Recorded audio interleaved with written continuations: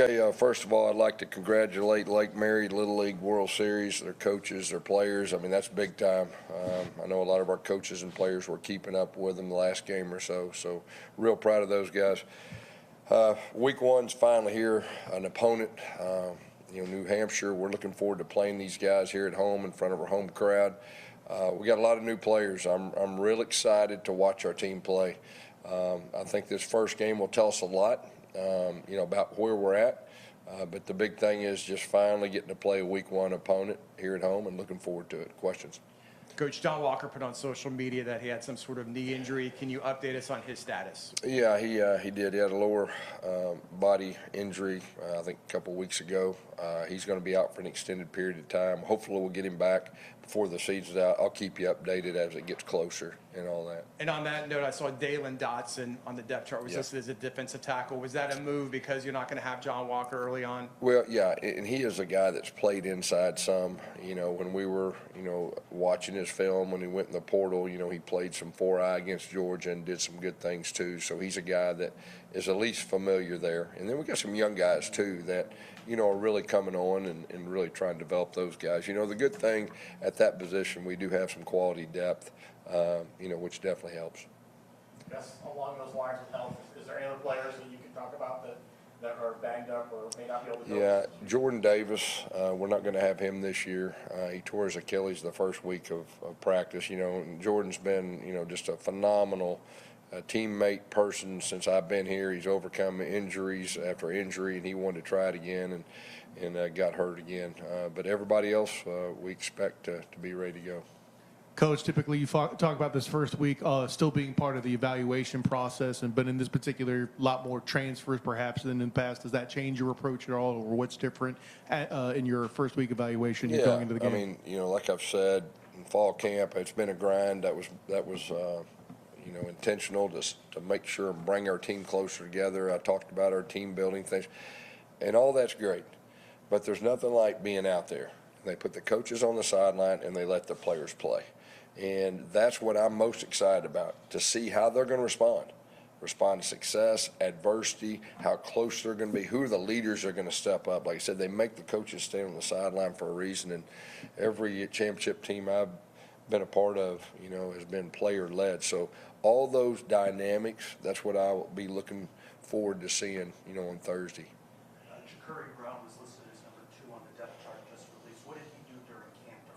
Yeah, we let him go live, a couple weeks ago in the scrimmage, and, it was completely different letting a guy like that go live with his playmaking ability. And, him and KJ, they have, similar skill sets, and so you don't have to completely change your offense or something like that. But, he's still learning, but he has a really talented skill set. He's got a strong arm, and he can run, and, so I'm excited to watch him this year.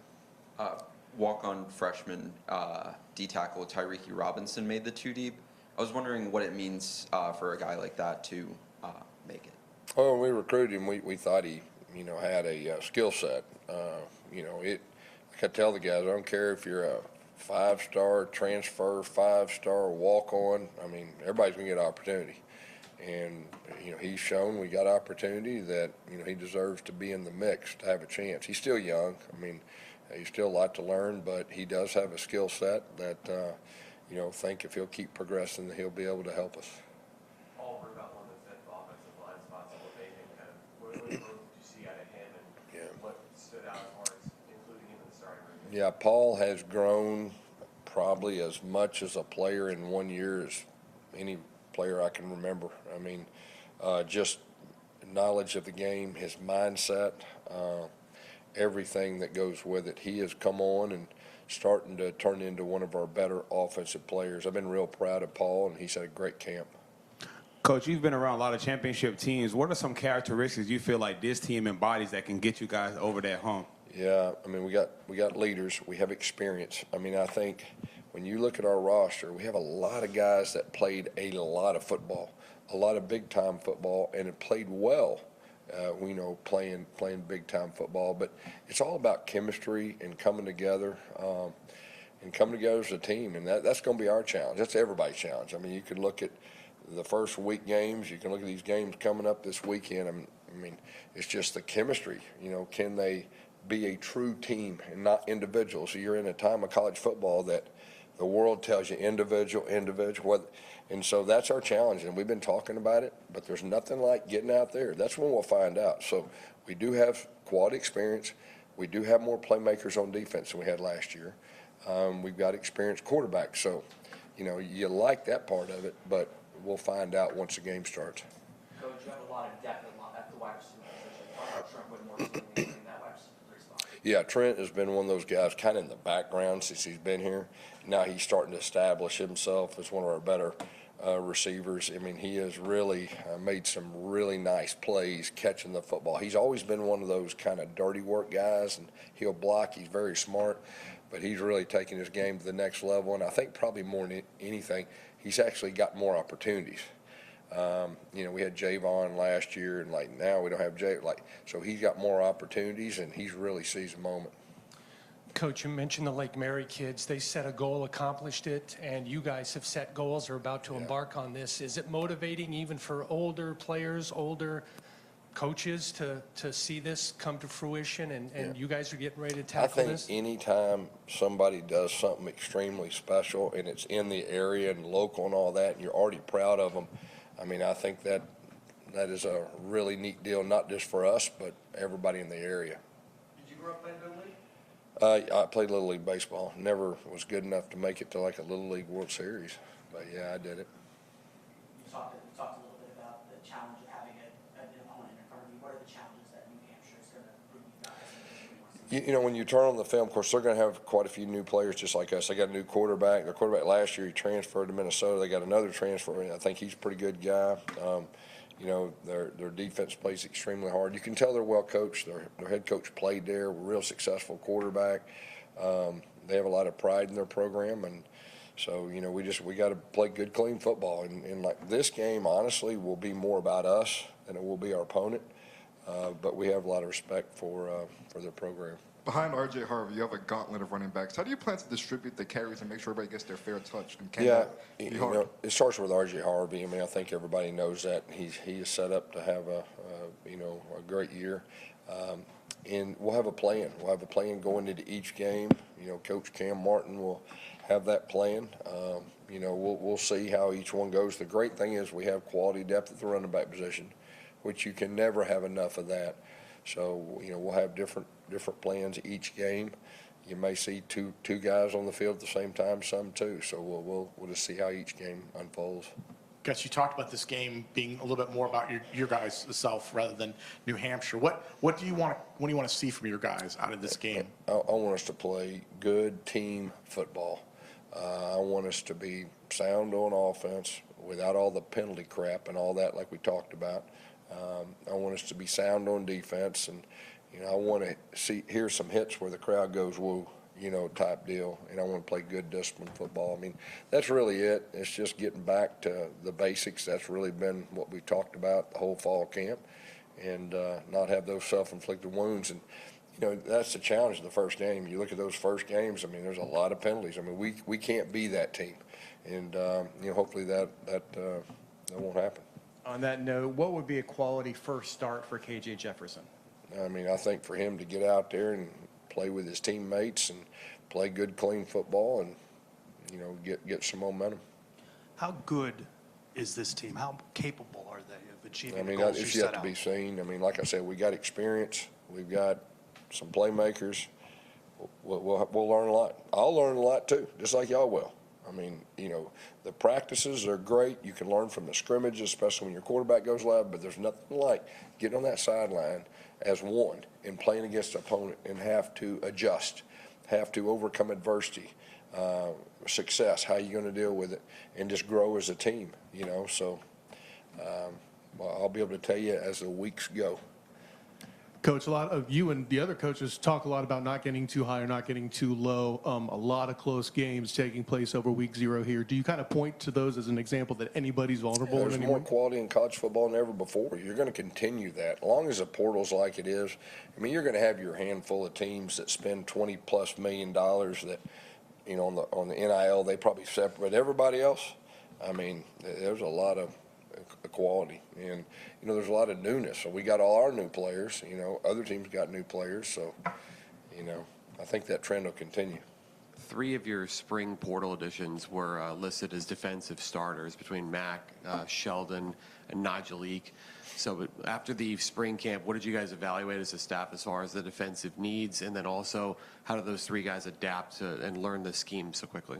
Well, anybody that, has started, they've earned it since they've been here. We thought highly of all 3. The good thing is those guys right there with them. I mean, in the secondary, we have a lot of guys that could be listed as starters. That's a good thing. So we have some depth back there. But, Kelly's a guy that, he started at another in-state school, got banged up, and now he's healthy again, so it didn't surprise us. All but 4 of your starters have came to UCF under you. Does this team feel more like your team? I like this team a lot as human beings and who they are as people.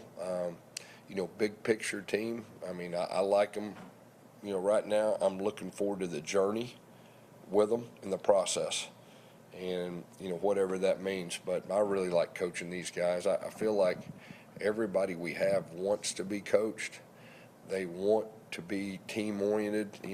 I'm sure that, individuals and all that, but I like coaching this team. Guess you brought in a few new coaches and coordinators on your staff. Is there a sense of kind of you guys maybe having to get fit in together? Newness, I guess, with this first game, trying to make sure you guys are all on the same page when it comes to game day stuff? Yeah, I think that's a great question. I mean, I think anytime even me and Ted, we coached together for 3 years, but it's been a long time ago. And, we in the scrimmages, I'm usually calling the offense, he's on the defense. So, but, it's good. We got a good plan of how we're going to communicate. I think the big thing is the communication with the quarterbacks. That's obviously new. The tablets and getting information, how you're going to be organized. I talked to a couple coaches that already played and, asked their, was there any growing pains or anything you didn't expect or whatever like that. So that's really the newness. Everything else I think will be pretty easy. Coach, how happy are you just to get done with all the all-season hype and the outside the room stuff and just be able to put the ball down, coach football, and just play? Yeah, there's been a lot of talk. I mean, there's been a lot of everybody's sick of talking, and now we're ready to play and see what happens and put the ball down. So you're exactly right. There's around our building, it's been that way probably for the last 2 or 3 days, ready to get this thing going. Texas Tech head coach Joey McGuire announced that they'll be releasing player availability reports each week. Will you do the same? No, not unless they make you. I don't know I don't know how you do that until, a lot of times you don't find out if a guy gets hurt a guy is going to be available until, before the game sometimes. So, no, I did see that. I didn't know exactly what that meant, but no, we won't be. What do you Does say? that hurt your feelings? Is that okay? You disappointed that we're not, or what? What do you say about how far the run defense has come, and what do you want to see out of them in the The first what? week? The run defense. What do you want to see out of them in the Yeah, I first want to week? stop the run this year. I mean, that's what I want to see. Gus, you talked about talking with some of the coaches who maybe played already this weekend. Obviously, you know Mike Norvell at Florida State. You saw what happened to them. How much is it like trying to avoid maybe the hype train going into the season and making sure that everyone's on the same page? How important is that? Maybe just kind of not get distracted and let someone maybe come up and sneak up on you. Yeah, I mean, I think it's like, I'm sure both those teams probably had a lot of new players, and you learn a lot about your team. And, we played Georgia Tech in the bowl game. I mean, they're a good team. And so, I don't know.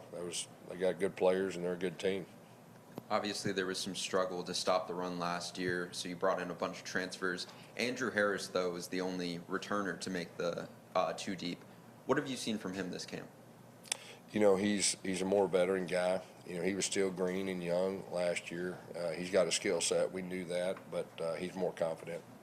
You mentioned the communication to the quarterback. What's that process been like for you? Yeah, I've got a veteran quarterback in KJ, and, I see a lot of these guys. You can tell they're talking a whole lot. I'm trying not to talk too much. I mean, let the guy play. There's certain things that you want to give reminders, probably especially early on in the season, and maybe as he's still learning the offense and everything that goes with it. But he's a veteran guy, and so I'm not going to over-talk.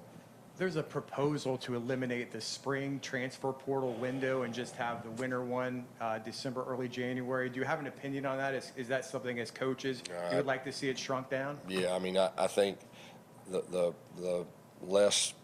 more you can shrink it down, I think that helps. You know, like I said, I'm thinking about New Hampshire now. I'll answer that question better after the season. All right, thank you.